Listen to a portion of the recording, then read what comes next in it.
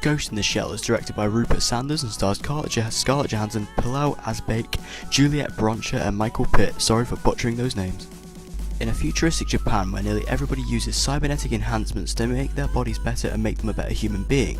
However, this blurs the line between man and machine.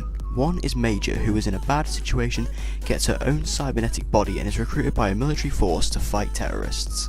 First off, I will say that I am simply reviewing the movie. I have never seen the anime as I am not an anime fan, so therefore this review will not be about that. Therefore, I cannot say whether this movie is a faithful adaptation of the original source material, as I don't know that, so keep that in mind when watching this review. So I will start off with the whitewashing. Unlike Iron Fist, I actually understand why many people think that an Asian actress should have been cast in the role of Major. The source material is Japanese itself, and the character in the original anime is Japanese, so therefore I believe it would have meshed better with the movie and the audience if they would have casted an appropriate actress, as I feel it just would have fit better with the overall tone the film was going for. That is not to say that Scarlett Johansson was bad in this role, as that is far from the truth. Scarlett Johansson did a really good job of portraying a character who has a sense of disconnect from the rest of the world. She may seem a bit flat and stale at times, but she is playing a robot at the end of the day, so it's actually really well done, and you can see some emotion that shines through when it's needed. Let's discuss the visual effects. Wow, the amount of detail etched into every little corner of this world is mind-blowing. Not only does it look absolutely smashing and beautiful, it is also very investing as all the little details suck you into the world, making you feel like you are there and involved with every scene. This needs to get Oscar recognition as it is the most visually stunning movie I have seen all year.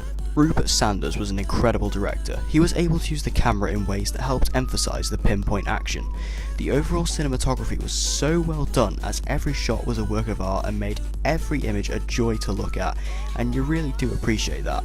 The effort that was put into this movie was absolutely astounding. The action was so well helmed. The action is fun, snappy and quick, allowing for some seamless action scenes that look and feel amazing thanks to the amazing camera work.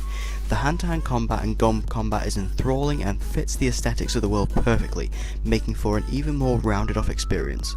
There is also a lot of interesting designs going on in this movie. I won't go through all of them because I don't want to give them too much away, however I was a huge fan of the robot geishas who can turn into these spider-like robots. It was something I hadn't seen before but really emphasised that this was the future and it's insane. Now, apart from Major, I felt that a lot of the characters in this movie are very flat and not well developed.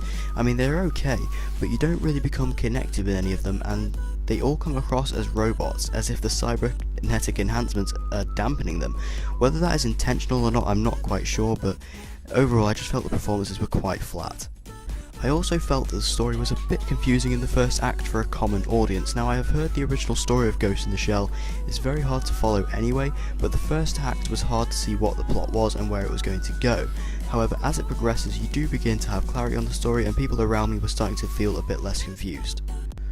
Overall, I really like Ghost in the Shell. As someone who is not a fan of anime, this movie did a really good job of making me get invested in the world.